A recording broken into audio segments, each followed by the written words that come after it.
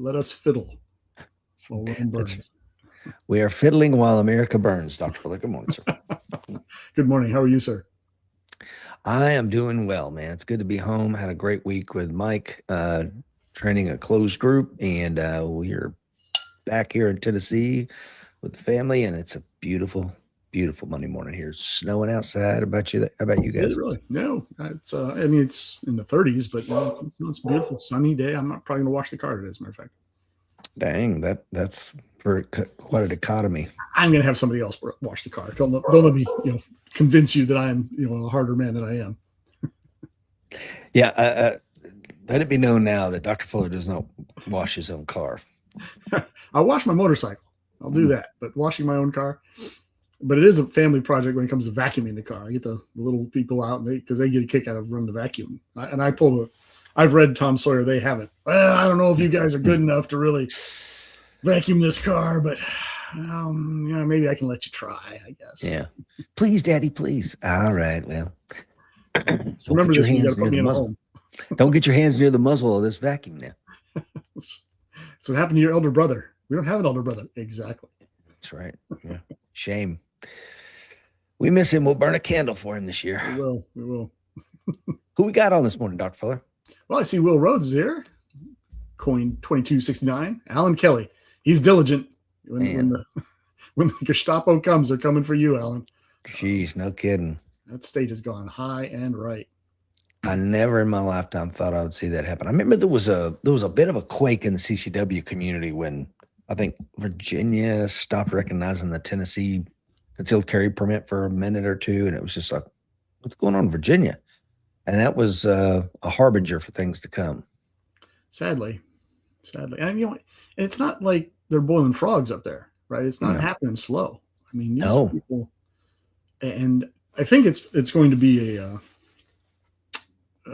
playbook for other states that want to go that way. They come out and they campaign on a very moderate left platform, and the day they take over, and we've seen this, started at the presidential level, where we just saw as soon as the day one, the chief executive walks in and just starts slaying things, right? Just starts, leadership by fiat, which we've never intended this country to be, and yet here we are. And before you start getting all righteous, it's both sides of the aisle, folks. Both sides of the aisle are doing it. Just in Virginia, it's gone exceedingly left. We'll see how it goes from there. Yeah. Edmund Scarborough says, good morning, Rich and Dr. Fuller. Greetings from Kentucky. Coin number 2062. My brother from the same mother, Jeff Brown, is on. Says, hope y'all are doing well. Good morning, Jeff. Alan says, that's coming up again. Jeff says, get out and vote in your local elections. Protect your community. Amen, man. You can't miss it because, like you said, Dr. Fuller, once the guy gets in, elections have consequences. Yeah, they do. And if you look at the numbers on these things, these people are winning with incredibly small percentages. I mean, obviously where it's gerrymandered, that the percentages are huge, but it's the number of votes, the actual number of raw votes. You look at Ocasio-Cortez is a favorite of mine. When she won her seat, she won it in the primary, right? Because it's a Democrat plus like 18 or something crazy like that. It's a solid Democrat district. So the real fight is not the general election. The real fight is in the primary, right? Mm-hmm. So because it's going to be a Democrat, it's just which Democrat. And she won with 6,000 votes, just over 6,000 votes in New York City. 6,000 votes. Yeah, I know. And now she's making laws for all of us in a nation of 370 million. So, yeah, do you think your vote doesn't have consequences? And it absolutely does. It absolutely does have an impact, especially, like Jeff says, at the local level. Yeah, Michael Gentili's on. Good morning, Michael. Glad to have you on, sir. Thank you to the 7 folks watching us live. Here's what you've tuned in for today. Peter is joining us now from a blizzard up in Rhode Island. Be safe up there, my friend. I mean, you guys have every time I've been in Rhode Island, it was a beautiful snowy morning. We walked down and got Dunkin' Donuts and had a blast up there in Providence. And I would say the city handles it pretty well from my experiences. I hope you guys stay safe up there. So what are you tuned in for this morning? No fancy slideshows, no smoke and mirrors. You got Dr. Fuller and I, 2 middle-aged, handsome men eye candy, if you will, Dr. Fuller. Dare I say? Dare I say. And we're just going to kind of ruminate and pontificate on a few things that are going on in the world right now. And I look forward to, I'm going to employ the 50-50 rule. That is, if you have something to say, something to share, please throw it in there, man. I guess we'll kind of kick it off with Iran. What are your thoughts? It's interesting. My thoughts right off the bat are just the way the news media is handling it has been very interesting to me. This should be above the fold front page news daily.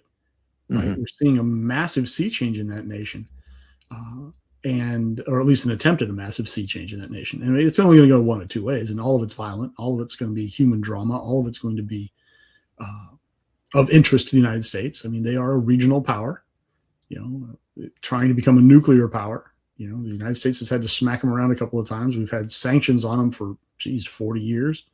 Mm-hmm. This is important. This is newsworthy. And yet I won't say it's, a news blackout, but it's really, really quiet. I mean, it's very subdued. I think if Beyonce fell down and broke her ankle, it would be bigger news right now than what's going on in Iran. And I recognize that's the reality that we live with.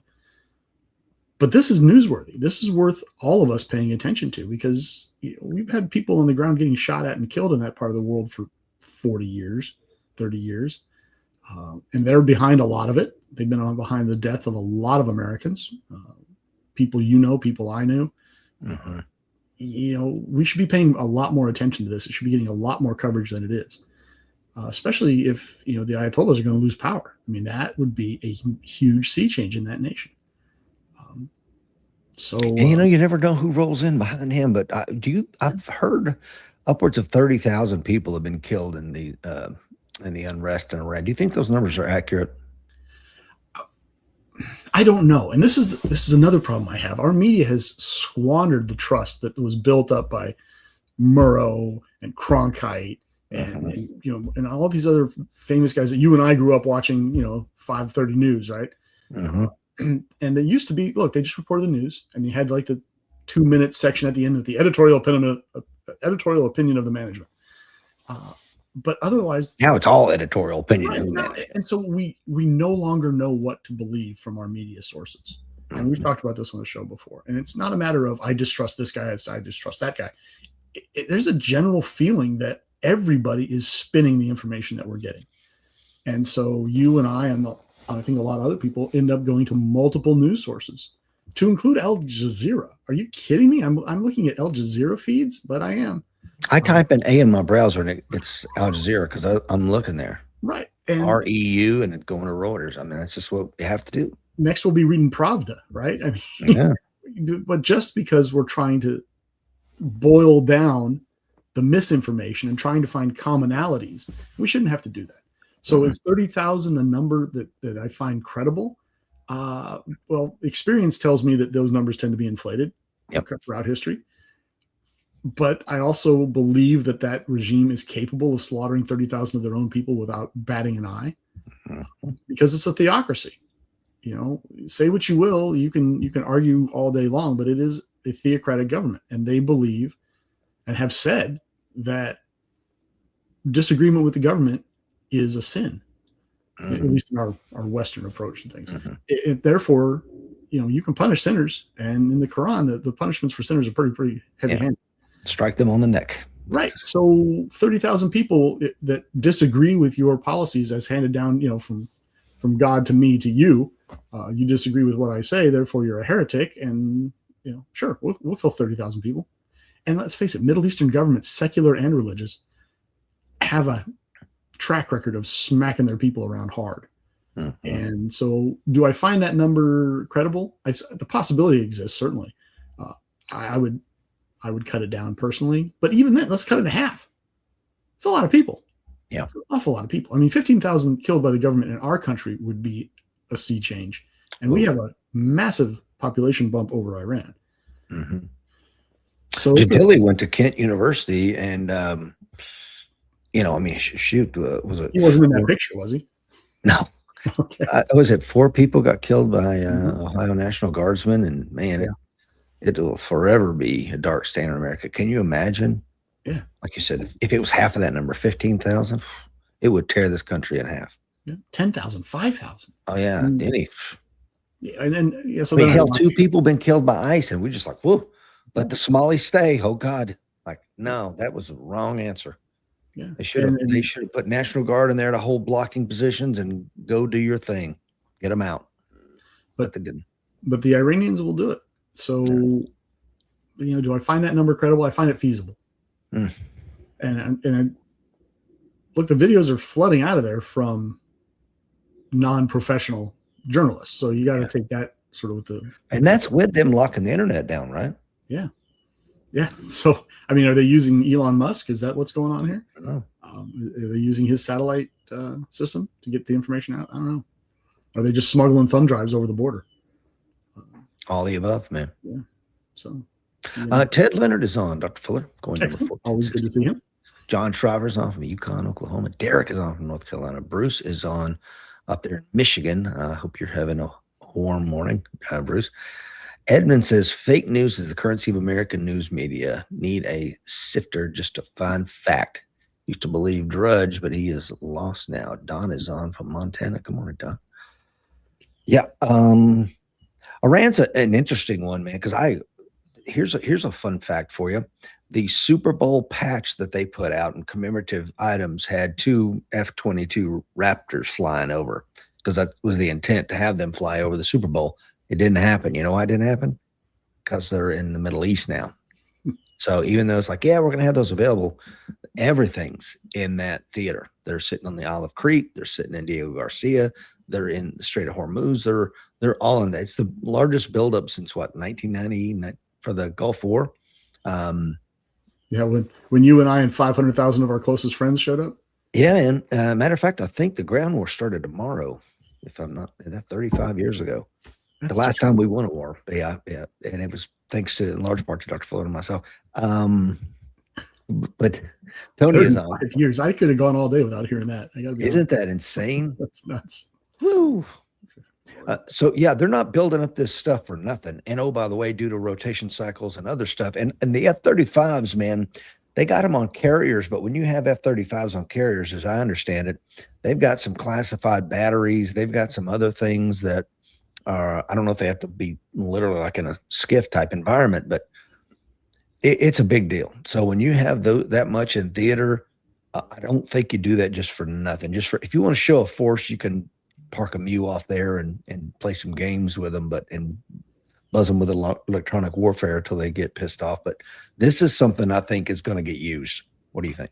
Well, these things have a momentum, right? So they do. We have them, so we have to use them kind of thought process. And you hope that cooler heads prevail. You certainly don't want people going to war. But like you say, there's a reason to put them there. There's a significant cost factor involved. I mean, if you put all that out there, because there are 2 carrier groups out there now?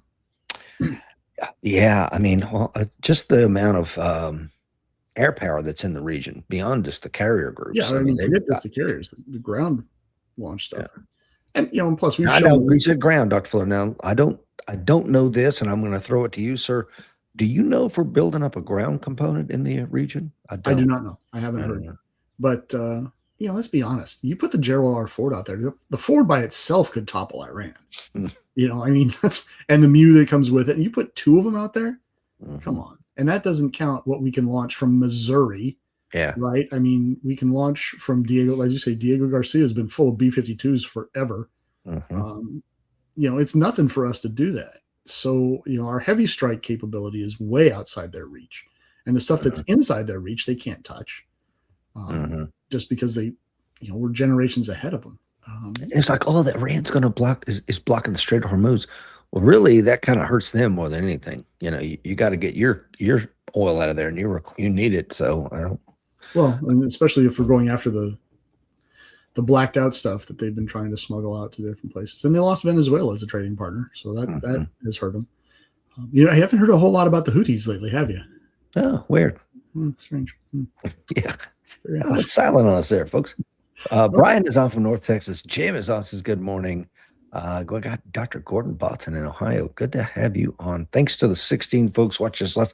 We're just walking the dog down some things that have been going on recently. We didn't have a show last Monday. I was down in Florida teaching a class with Mr. Seeklander. So just kind of get everybody caught up. We're talking about Iran at the moment. I think it's going to go. I don't know what it looks like, but what it disturbs me because I think there's a lack of ground component. And yes, the Gerald R. Ford can do a lot of damage, but until you got some Tennessee and Arkansas Marines, standing on that terrain with M4s in their hands, you don't own nothing. You can bomb all you want, and you can, you gotta go in. It's always been the understanding through time immemorial that until you have boots on the ground, you don't own the land. You don't. And see, here's the thing about boots on the ground. Okay, you do that, and just like we learned in Iraq, I read a lot of books about it, and of course, I was nowhere near the planning of the and the execution of OIF-1. But it was like, who's going to handle that? And DoD would say, "Well, state's got it," and State Department they'd ask them, "Who's got it?" DoD's got that, and they're not in the same room. They're not talking to each other. And guess what? It was an absolute goat rope from what I've been able to read. In the early days. Yeah, look at the Gulf War. Mm-hmm. We didn't have a plan for after the fact. We look at Afghanistan, look at Iraq. I mean, we should be learning at this point that, look, if you go in, you have to have a plan for getting out. Yeah. Look at the way we left Afghanistan. Come on. We can't be doing that. National embarrassment. Look at the way the Soviets left. Yeah. You could watch the videos. It did not look like us leaving Saigon or Kabul. It looked peaceful and organized, and off they went. And they didn't leave behind billions of dollars of equipment that No, was sir. then turned around and handed over to terrorists. So you anything that can drive left.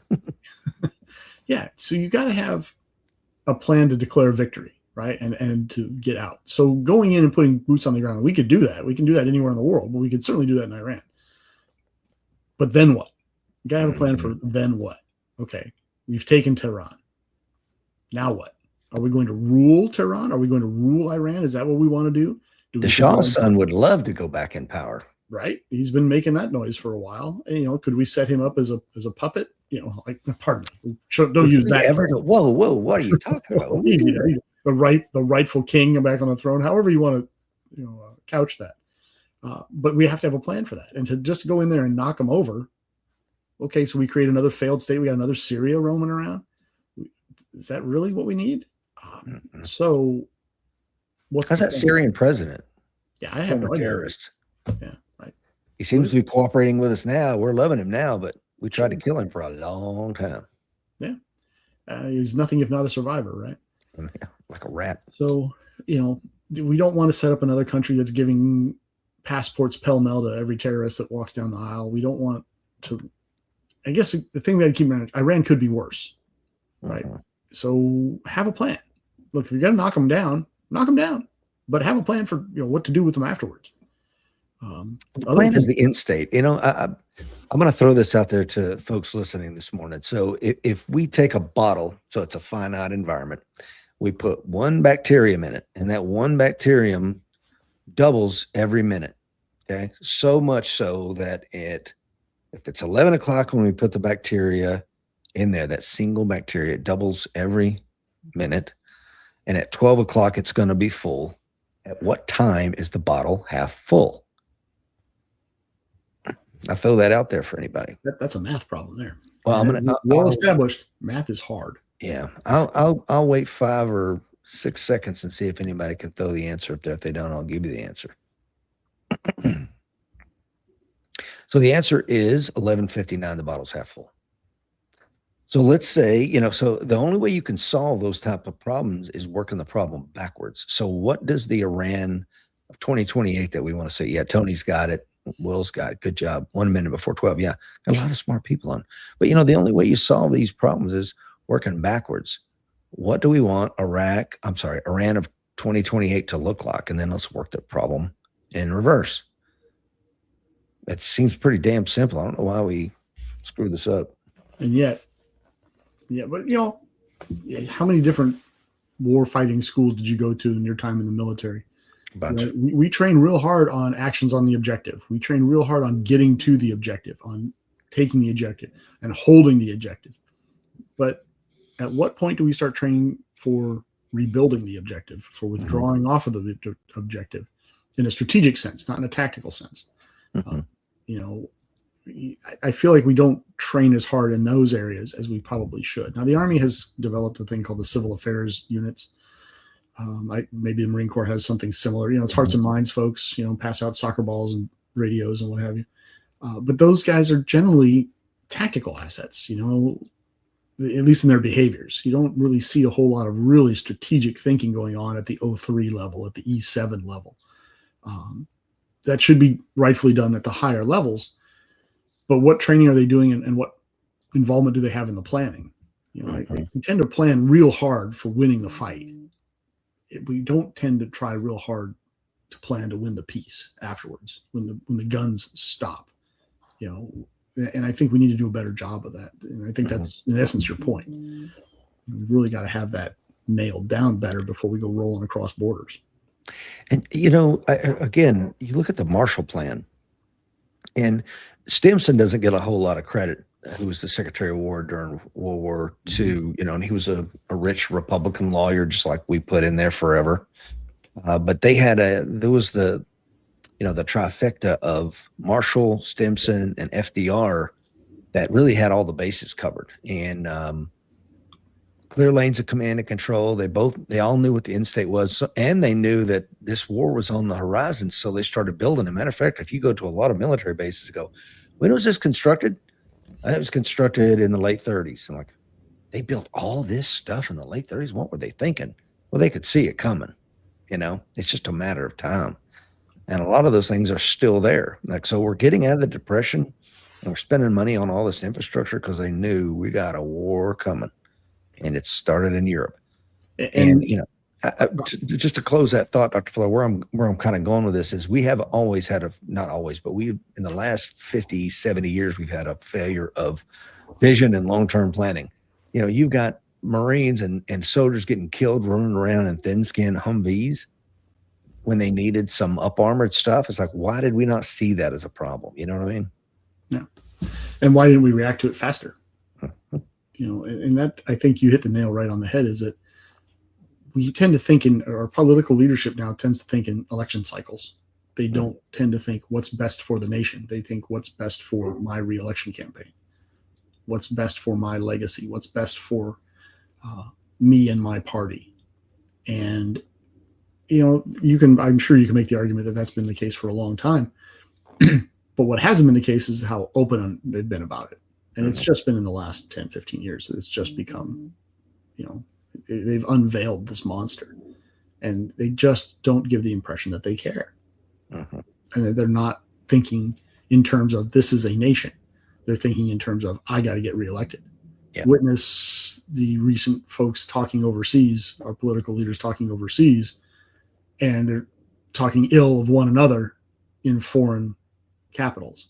That was unheard of. You know, politics stopped at the waterline, right? That was a very tried and true sentiment, and that has been abandoned. Let's talk about that real quick, you know, because it goes back to that show we did, Milgram's Man, whatever we called it. You know, it's out there on the podcast if you want to check it out. But I thought it was a fantastic show, by the way, that you and I did. Where I'm going with that is, remember, there was only one of the 18 experiments that Stanley Milgram did where the participants did not literally kill the subject, and it was when there was not unity of command. When you had one man in a lab coat saying we shouldn't do this, and you've got another saying no, the experiment must proceed. So that's your point. When you have mommy and daddy up there fighting, it's like, well, what does it mean to be American? Because they used to, and Tip O'Neill and Reagan could at least, you know, a conversation and be congenial, even though they wanted to get to the same place, but how they were going to get there was totally opposed to each other, but they had respect for each other. Now, you know, you look at Pelosi tearing up Trump's speech and stuff like that. And this speaks to Alan's point, and I'll turn it back over to you, says, but will the U.S. citizens stomach our troops start getting killed in engagements? For what reason? This is the cornerstone. You know, you look at World War II, everybody's getting drafted. The president's son is out there fighting in the Pacific and all this stuff. And then on the home front, we're buy war bonds to support it. They need you. Turn in your comic books so we can make pulp out of it. Turn in your scrap metal. Everybody felt like they were part of it. And then you have oppose that with Bush. Hey, go spend money. Go buy a flat screen, plasma TV. Go to the mall. Go shopping. Don't worry about. No, don't look at the monkey over there. No, that's not. I hate that. Well, to your point, you have a unity of command, right? One of the principles of war, unity of command. When you have all of the politicians getting out in front and saying, this is what has to happen. Don't like it, but here we are. Then it's easier to see people unify. But when you have people saying, this is what has to happen, and at the same time you have people saying, he's corrupt, the nation's corrupt, it's all white male patrimony methodology to keep the brown man down and keep the women down, and they're trying to disenfranchise. And, this is psychological warfare that our enemies would pay huge money to get, to I'm sure they are. To shatter that unity of command, to fracture the approach. And look what, happened at the end of Vietnam, for example. What got us out of there? It wasn't unity of command. It was a fractured political leadership. It was a fractured nation and approach. And I think our enemies have learned that lesson. Look, you can't beat the United States on the battlefield. You just can't do it.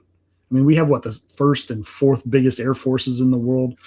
I think our Coast Guard is the fourth biggest Navy in the world. I mean, it's insane. You can't beat the United States in a conventional war. So they've understand that, and they don't try. But where can you beat the United States? Well, you can beat us in our will to fight. You can beat us in our determination. And social media has given them a huge platform and inroads. Oh, yeah. And you don't even need to put your own people to do the work. You can just hire it out, because these influencers, hey, you give me $1 million, sure, I'll talk smack. Some of these people, you give me $1,000, yeah, I'll go protest and yell and get in some ice guy's face. You pay my legal bills, I'll get arrested. Yeah. If I'm sitting in Beijing or Moscow or Pyongyang or wherever else I'm sitting, I throw $10 million at the United States, and either all of a sudden they're going to leave me alone because they're too busy with domestic issues. Sure, that's a bargain. I'll spend that money all day long. Absolutely. Tony says we should never relinquish terrain we've taken. If we are sent to fight and bleed, we should never leave. Read the answer. I totally agree with you, and that used to be what we did. It's only in recent memory that we have not done that. So that's a huge mistake, man. A huge mistake. I mean, if we were in Afghanistan right now, it would be easy to topple Iran. But stupidly, to quote President Obama, we gave it up. Donald Green is on. Is coming in late from the People's Republic of Virginia. Dr. Fuller, let's talk about Mar-a-Lago just briefly. Did you track that over the weekend? Well, a little bit, just because the guy that jumped the fence is out of North Carolina. So, of course, a bunch of my friends up here are having to deal with kind of running him to ground. And look, it wouldn't have been a huge issue, except the fact that he brought a shotgun with him, and he paid the price for that. But people try to jump the fence at the White House and Mar-a-Lago all the time. That's and generally speaking, you get thumped when you get wrestled in the handcuffs, or you get bit by a dog, or whatever happens. You don't tend to get smoked. But you bring a gun and you're sending a message. Now, I haven't heard anything about who this guy was or what his issues were. I heard he was a good kid, Dr. Fuller. That's all you need to know. Well, I mean, we hear that about everybody. Everybody that ever gets killed by law enforcement was always a good kid, misunderstood, getting his life together, getting ready to go to college, yada, yada, yada. There's never been, this is funny you say that. I've never heard about, man, this guy was a dirtbag. I'm so glad y'all smoked his ass. Yeah. And nobody ever says that dude was crazy. Right. Well, it takes a certain lack of reality, or the comprehension of reality, to grab a shotgun and hop the fence of the president of the United States home and think you're going to get away. What are you going to do? You're going to beat the Secret Service? That ain't going to happen. It's just not. I mean, I wouldn't attack that building with a company of infantry. But whatever. So I tend to default to the idea that there's some mental illness going on there. And at the end of the day, it's sad. It's sad that this kid was in his early 20s and he got himself killed doing something stupid. Mm-hmm. But I haven't heard anything in terms of his motivations or what he had hoped to accomplish, or maybe it's just a really unique suicide by cop. I don't know. Also, Michael Gentili said he was actually showing up to Mar-a-Lago for a sporting clays tournament. Yeah, and we may have the spin doctors come out here pretty soon and say it wasn't a shotgun, it was a broom, and he was there to clean out the spiders in the awnings, or I don't know. Darwin Award winners coming from the left, yeah. I think more to find out on that, but I can't remember a time when a president had more assassination attempts. Gerald Ford had 2, maybe.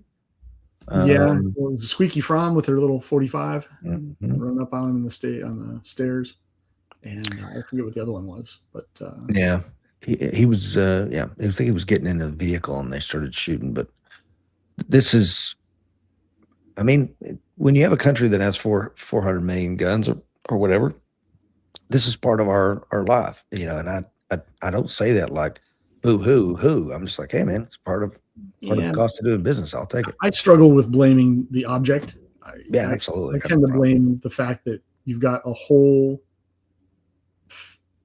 section of our political leadership and their minions, right? Their cohorts in the media, their cohorts in film, their cohorts in the entertainment industry, pushing the idea that violence is acceptable and pushing the idea that this president is particularly deserving of violence. Mm-hmm. And when you do that, you may think you're just being edgy and you're just, appealing to your demographic and the people that, like you, and you're telling them you give the people what they want, right? Tell them what they want to hear.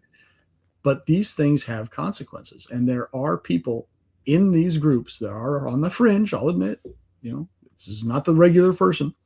There are fringe elements that are going to contain people that have the mindset that allows them to be influenced to a point where this is where they think it's acceptable. And it doesn't take a lot of people, right? Doesn't take a bunch of them. There's millions of people on the left that don't do this sort of thing. There are probably hundreds of thousands of people on the left with guns that don't do this kind of thing. But all it takes is 1 or 2. And we've seen 3, right? We've seen 3 so far. And And Dr. Gordon Bartson is kind of speaking to what I was getting at. He says, we don't blame the tool, but the presence of the tool makes it more likely to be used. Like Rich said, the cost of doing business. Yeah, man, I was rolling around Gainesville, Florida all week last week, and I was armed, just being prepared because I do realize where we live, and I love where we live. Don't get me wrong. There's nowhere else that has what we have here, the freedom for the I love where you live, Rich. You live in a great place. I do, yeah. Jeff says it goes back to the meme. They don't try to kill because they think you're a Nazi. They call you a Nazi so they can kill you. Wow, that's true, man. Edmund says, see Chicago where gangs are voters and allow them to enforce their areas. Speaking of that, I put up on our closed group, if you remember the American War Society, and you're in the closed group, thank you, the 21 folks with us this morning. Go check this video out. It's this guy, Mohammed somebody. He's illegal immigrant from Sierra Leone. He's in Seattle at a bus station. He calls 911 and says, I need to report a domestic violence. Of course, there is no domestic violence. It's an absolute law enforcement ambush. And, he's like, where is it? He's like, oh, it's right over here. And out comes a knife and he cuts a huge gash down this officer's face. They shoot him. Unfortunately, he does not die. Guys, we got to do the mag dumps. No, I'm just kidding. But training issue. It's a training issue. But my point is the district attorney, politically motivated district attorney, charged him with first and second degree assault. That's it. And the first degree assault was on the officer that spent a week in the hospital because it broke his clavicle and some other stuff when he hit him so hard. And then getting his face rearranged and stuff like that. And then the second degree was on because another officer was present. It's like, this is first degree murder all day long, but not in Seattle, and not because and Washington State will not release the image. So you can't even see the guy's face because we don't do that with our illegal immigrants. It's against the law in Washington State. Like, I'm living in crazy land here, Dr. Fuller. Well, it speaks to attempting to influence the narrative, right? This is news. This is pure news. You should simply say, Ahmed Allah Akbar has attempted to kill a police officer or has assaulted him. He's only been charged with assault, whatever. But when you start to try to conceal and obfuscate and dance around, remember for a long time, everybody was upset because the left wouldn't say Islamic terrorism. Right? But what, at the very least, that creates an impression. Did they ever start saying it? I don't think it has been. You see what I'm saying? Yeah. But I mean, it's old news now, right? We have other things to worry about. But when you do that, it leaves us with the impression that you're trying to be deliberately secretive. Like you said, look at the monkey, look at the monkey. Don't look at the organ grinder. And it says to me, at least in the vacuum that you've left behind of information, that you're trying to hide who this guy is, that you're in some way trying to protect him. And I don't understand why you would protect somebody like that. I guess you're worried that somebody's going to speaks to President Trump's narrative, Dr. Fuller, and we can't do that. We've got a Muslim illegal immigrant from Western Africa, and it's just it's checking all the boxes. And he tried to kill 2 white cops. It's we can't do that. But why not? If you're the media and you are left leaning and you want to protect that narrative, why not take this as an opportunity to shore up your image as a truth-telling organization with something this blatant, with something this egregious, and save your obfuscations for something that's a little closer to the line, that is a little less obvious, that's little because the American people, I'll grant you, in large groups they can do pretty dumb stuff. But one of the things that we generally don't like, especially folks on the right, is being lied to, and you approaching us with a presumption that we're idiots, right? That we don't see what's going on. There's a difference between not caring and not seeing, right? And I think as a nation, we're very lackadaisical in our sort of enforcement of our moral standards on our leaders and our legal standards on our leaders. We're at a point now where we're like, oh yeah, Chappaquiddick, yeah, it happened. Well, yeah, he killed somebody and he got away with it. But he's one of them, right? He's one of the protected class. He's a protected class. So therefore, and we do this all the time. We shrug our shoulders and just go, nah, and we just let it pass. Buddy, the Epstein thing is a great example of exactly what you're talking about. Yeah. When you come out and say, if we were to prosecute all these people, the system would collapse. You have, what do we used to say in the military? If you don't enforce the standard, you've set the new standard. That's right. Right? If you don't enforce the standard, that what you are allowing is now the standard. Yeah. Well, you have said, look, these people are too important to prosecute. We can't prosecute them. So they can go and molest children and force themselves on unwilling women. And even the National Organization of Women won't get upset about it. They'll just let it happen. And I just, what good's a double standard if you don't enforce it, I suppose. But we're seeing it all the time now. All the time. I mean, remember when O.J. Simpson was prosecuted? One of the big issues was, oh my God, he's a rich, famous guy and he's being prosecuted. Yeah. Everyone was normally they get away with it. Yeah. But yeah. And then he did. So, okay. But not in Nevada though. Not in Nevada. Yeah. I'm hoping that, I'm going to throw you a softball, Dr. Fuller. I know you're winding up ready to hit this one. Then you've got, nothing's happening with Epstein, not a thing. And I say to Pam Bondi's point, oh, the system would collapse. Let it collapse. I'll pull the damn cord on it myself. But then you've got our director of the FBI. Is he out there hunting for bad guys? Is he out there? Where was he, Dr. Fuller? He was doing something, slinging beer in the air. What was that all about? I feel guilt by association here. Yeah, well, he managed to squeeze in a few hockey games, and now there's video roaming around of him in the locker room after the fact. Have you seen the one where he calls President Trump from the locker room? Yeah, I'll send that over to you. Oh God, it's just bad. What in the hell is the director of the FBI doing in the locker room of the men's hockey team? Right after Help me out. Help me out. The guy continuously steps on his crank, and the FBI, love him or hate him, and I recognize there are people on both sides of that issue in this audience today. It has a reputation that was built on 125 years of hard work and effort, and even the FBI's detractors, and they are legion. We'll say the FBI is very good at certain things. Some things are very good at, And I will tell you from experience, I had occasions where I was overseas and would say FBI, and people recognized what that was, and it changed their demeanor and changed their approach to me. I had doors opened for me by saying FBI. The cachet of that 3-letter abbreviation got you a long way because of the respect and the dignity of that organization. And there was always a saying by the day, Dr. Fuller. There was always a saying throughout my career, and you can go find any FBI agent, former or current, out there, and it is axiomatic: do not embarrass the FBI. I mean, I was probably my first day, first office was told, do not embarrass the FBI. You can survive just about anything. You embarrass the FBI, you're going to get freaking hammered. And then we get Kash Patel. And it's constant. It's a drumbeat. He's constantly doing things that embarrass the organization. Now, look, in this particular case, he goes to Milan for ostensibly for a series of meetings, and then just manages to squeeze in a few games and manages to make time to get into the locker room after they've won the gold medal. And he's videoing himself and taking pictures with the team members wearing his USA jersey. And then he calls, if you see, he has his cell phone. If you watch the video I showed you, it says DT on his phone, and he's talking to the president. He's talking. Why is he there? I don't know.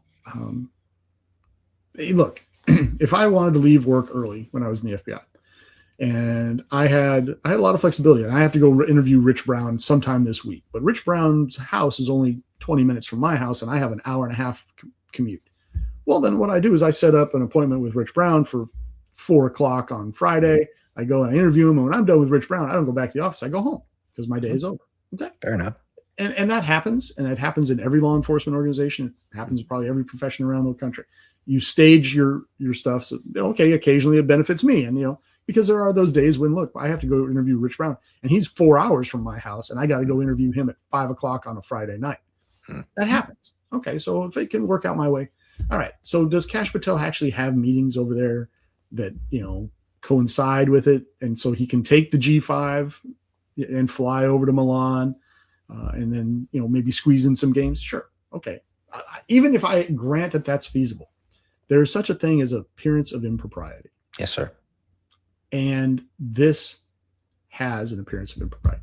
You know it from your time in the military. I know it from my time. Anybody watching this that's worked in any of these organizations understands that you can do something that is technically okay, but it looks so bad that you're going to get punished for it, that you're going to be sanctioned for it.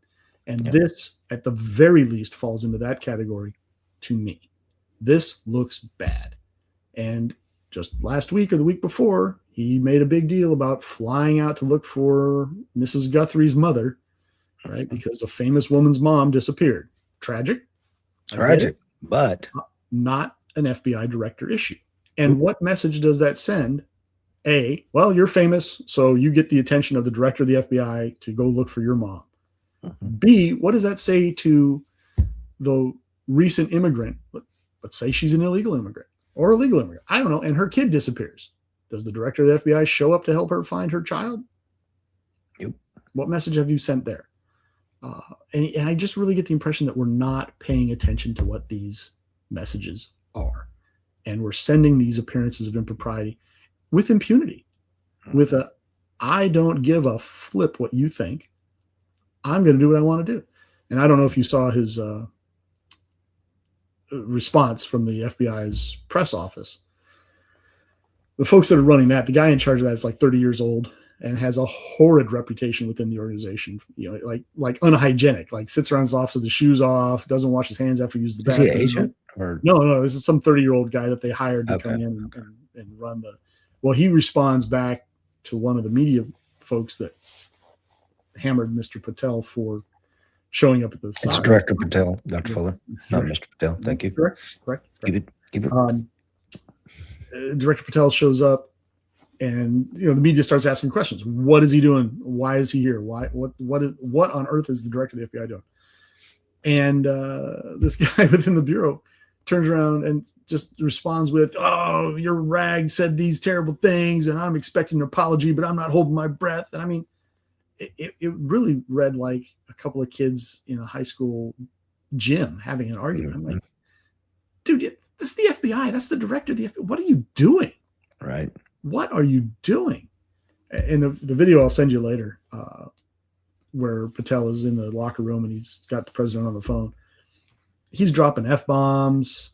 He's referring to the president as boss. Okay, boss, I'm on it, boss. We're doing this, boss. I'm like, look, if you're having a conversation with the president and you have that relationship and you're in the Oval Office and you refer to him as boss, okay. I mean, I've had conversations with battalion commanders, brigade commanders where I refer to them as boss. But you know where I don't do it? In front of the troops. Yeah. Right?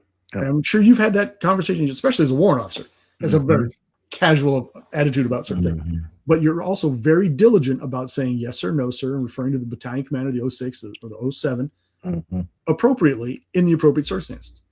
You don't have a conversation because this isn't his direct supervisor. Remember, there's an attorney general that's Absolutely. And he's not talking to her. He is in effect portraying himself as the legal enforcement tool of the president of the United States. Not the way it's supposed to be, Dr. Fuller, I don't believe. The potentiality there should terrify everybody, whether you are on the right or the left, whether you are a true believer in Mr. Trump or you hate him with a fiery passion. But they started this lawfare before this current administration. Right. Be clear. Okay. So does that make this? To that, Dr. Fuller, I don't know if you saw that there's an old clip that is surfaced. I saw this one on X where you have pre-Cash Patel, the director, saying, what's Christopher Wray basically doing with the G5? Yeah. Taxpayers are paying $15,000 for this guy to go here and there. Like, and then, buddy, when you got in there, guess what you did? Yeah. So, if you're going to seize the moral high ground, seize the moral high ground. But don't seize it and then do the exact same thing that you were vilifying your predecessor for. And Don's point here, I think, is what you and I would agree with. It seems to me that Director Patel prioritizes opportunities to get in front of the media cameras. Real case priority is immaterial, and that appears to be the truth. And Tony says it's not like made a public statement not to prosecute a criminal Clinton. I don't. That rules for thee and not for me stuff is what's really going to destroy this country. I mean, it's not going to be synthetic CDOs and all this crap. That we're hurting ourselves there. But when people lose faith in the institutions, I mean, it's easy to pick up a rifle or a rock or whatever, right? Yeah, and cynicism, I've long believed, is not hatred or anger. It's frustrated passion. Yeah, and I find a lot of the people in my social circles are getting very, very cynical about the Trump nominees. I mean, President Trump's approval rating is around 36% right now. I mean, it's pretty low. And the midterms are coming. I think the Republicans are going to pay a heavy price for this. That's why we need a war with Iran. Well, hey, that would distract. Wag the dog. And it's been done before. Both sides of the aisle have done it. So, we're seeing these people that came in and we had such high hopes. Yep. We really did. Coming off the last 4 years of what many people saw as abuse, of abdication of authority or of responsibility, of mandate, and said, okay, here they come. Here come the house cleaners. And what we're seeing now is behavior that's on par with previous administration or worse. Yeah. Or worse. And, that is going to make you cynical. That is going to make you impassioned about, what are you doing? I have friends who are hardcore Republicans that are infuriated to the point of saying they're not going to vote for the right next time because of the performance of these people. And they're like, I don't care if the system burns down. And I have a hard time arguing against it, particularly around the issue of like Epstein, like you said. Yep. We say, oh, this is a nation of laws. Is it? Or you have two daughters. I have two daughters. Right. And I mean, burn it down. Oh, yeah, but we can't. Yes, you can. Yes, you can. And their deputies we're going to find somebody clean and that person can come. But I mean, all of them. We'll create, like the Brits created H blocks to deal with, during the Troubles. Like, okay, yeah. And so did El Salvador, we'll incarcerate our way to safety. And we can do that here. Don't be afraid. What message does that send when you don't prosecute a particular class of people? What's that tell the next guy? Right. Oh, you can do it. They're not going to prosecute you. You're too important. Here's the key to the executive washroom, and now you can go out and rape children. Go for it. Have a good time. And if some of this stuff, some of the innuendo is to be believed, it's just beyond raping children. Yeah. I mean, I don't even know what to believe at this point. I'm kind of waiting for the books to come out and just read those, and somebody can curate and aggregate the information for me, in a bite-sized pieces. But right now, I'm just like, it's so freaking wild, Dr. Fuller. I don't even know what to believe, to be honest with you. And that is why you conduct investigations, and that is why you have trials. Yeah. And look, Prince Andrew, for example, he gets buckled up last week, and everybody's, oh, it's because of Epstein. Well, no, it's kind of because of Epstein, but not for anything in sexual misconduct. It's, it's passing on trade secrets, but nonetheless, is he going to have a crappy legal defense? Nope. He's going to have a fantastic legal defense. And if you're running around and you're snatching up, millionaires and billionaires, do any of us expect that they're going to lose their trial? No, but air it out, baby. Right? Agreed. Like you're always saying, Rich, best disinfectant is sunlight. Put it out there in court and let's hash it out. Yeah. My son was like, asked me, I'm paraphrasing, as we were leaving church yesterday, we were kind of, the Epstein thing was swirling around, and he's like, how is the FBI letting this happen? I said, whoa, time out. It ain't the FBI. The brick and mortar agents would love to put bracelets on these people. But from talking to you, if the federal prosecuting attorney is like, yeah, shut it down, it's never going to see the light of day. Am I wrong in that? No, you're correct. There's such a thing as a letter of what do we call those things? Declination. A declination letter. And they used to hate having to give them to us because we would force the issue to the point where we'd say, look, I have an open case. I am evaluated every month by my boss on how the progression of these cases are going. I have done everything I can to investigate Rich Brown. And this is what you have. You have clear violations of this, and this. Are you going to prosecute or not? And they would happily say, no, we got other priorities. The dollar value is too low. Give it to the locals, whatever. They'll say that. But when you say, I want a declination letter, then they start to go, well, go do this part of it. They'll kick it back to you and go do. And the declination letter says, we're not going to prosecute it for our own reasons. And sometimes they'll list out what those reasons are, and sometimes they won't. But at the end of the day, law enforcement investigates, prosecutors prosecute, right? If you watch Law and Order, the first 30 minutes is the investigators finding the bad guy and arresting him. The last 30 minutes is the prosecutors, doing all kinds of wild stuff to get a prosecution. I'm not saying please don't misunderstand that. I'm saying that the investigators don't have an influence on this process. They absolutely do. Absolutely do. But at the end of the day, the decision to prosecute or not is made by the prosecutors.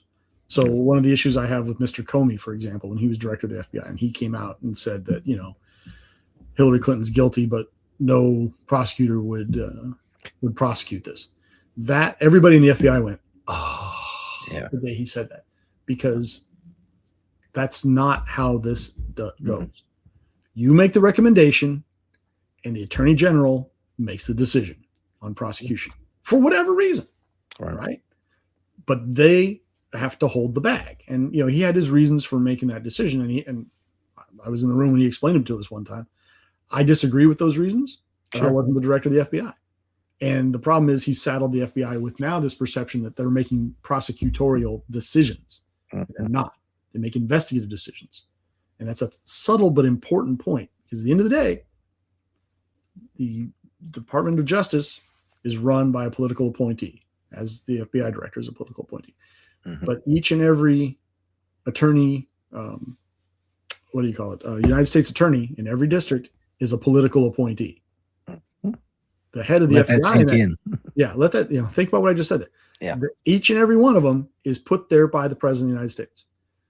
The head of the FBI in that same area is a professional that's come up through the organization. Now, other issues there, I'm not about to say, and therefore they are somehow clean and holy. But what they are not are political appointees. They are people who've spent 15, 20, 25 years in the organization getting to that point. And there's politics involved with that. Absolutely. but they're not hand-picked minions of whoever's in the White House, whereas the United States attorneys are. Mm-hmm. Yeah, thank you so much for clearing up some of that stuff, Dr. Phil. I know it can get murky for those of us on the outside of the wall. Will Parker says the federal government is coming to be harder for an alleged speeding violation in National Park than after these fraudsters and pedos. Here's some other things that keep on your radar. There's allegedly Trump is going to, or may already have, require the government via executive order to release all the UFO stuff. Now, here's the funny part. Somebody who's actually had an experience, and feel free to go back and watch the one that Mike and I did on that. I don't see anything coming out of this. Absolutely nothing. Because I think most of the stuff that we do have, exotic off-world technology is what they're referring to it as, is in the hands of private aerospace, which has no legal requirement to release anything. They have a fiduciary responsibility to the shareholders, and that's about it. So you can't require them to release anything. So I think that's much ado about nothing. But it's another one of those data points, though, to throw out some chaff. You know what I mean? With regard to whether it's Iran or this, we're going to release UFO documents. We're going to do this. Meanwhile, Deepak Chopra come out this morning, and his close ties to Epstein. This is the same guy, love and health and healing and alternative medicine. Said, hey, make sure you bring your girls with you when you come to wherever they were going to be at. Like, it's just gross, man. It's sick. Let's get to a couple points. And Dr. Fuller, I got to let you go. We're bumping up on our time here. Don says, combine the rapidly growing cynicism of the general population and the continuing arrogance of our political and wealthy class, and I think we run a real risk of vigilantism. I would submit balkanization, civil war, continuing and growing civil strife, but I think at a very minimum, you're absolutely right. At some point, someone's going to decide that they got nothing to lose and they're mad as hell and not going to take it anymore. That could come from either side, 100%. Rasmus is on. Good morning, sir. Says, it's been months. I don't see any notification about the next event. Very frustrating. I'm keeping it. Well, you can thank Mr. Zuckerberg for those things. Dr. Fuller, we've got 1 minute. If you would close with your comments and then take us out, sir. Well, it's definitely interesting times, is it not? It's hard to sift through the chaff and find the wheat, but I think we got to keep trying, right? Because the fight, however it's defined, however you define that fight in your world, is coming. Be ready.